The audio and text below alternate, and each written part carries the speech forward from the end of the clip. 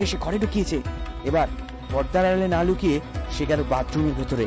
সে বাথরুমের ভেতরে কোনো মতে লুকিয়ে পড়লো। হ্যাঁ, দরজাটা বন্ধ করে দিল।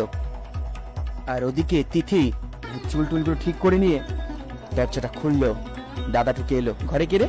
কে এসছিল ঘরে? ঘরে কেউ রয়েছে মনে হচ্ছে। কে থাকবে দাদা, কে থাকবে? তুই আমার কানকে ফাঁকি দিতে পারবি না। আমি ঘর থেকে আওয়াজ শুনতে পেয়েছি। তুই কাউকে লুকিয়ে রেখেছিস ঘরে। তিথি চমকে গেল। আরে না, কেউ নেই। না না, কেউ তো আছেই, দাঁড়া তো দেখি বলে পর্দাটা সরিয়ে ওই জানলার ভেতরটা দেখতে শুরু করলো। জানলাটা খুলে দেখলো না, কেউ নেই। তিথি গেল দাদার কাছে। যদি ধরে ফেলে, যদি বাথরুমের দিকে চলে যায়। তিথি গেল। তুই কি করছিস বলতে? আমি কিচ্ছু বুঝতে পারছি না। কেউ নেই রে ঘরে, কেউ নেই। না না না না, কেউ তো আছে, কেউ একজন তো আছে। এইবার তার চোখ গেল বাথরুমের দিকে। এসে বাথরুমে গেল, বাথরুমে গিয়ে দরজাটা খুললো।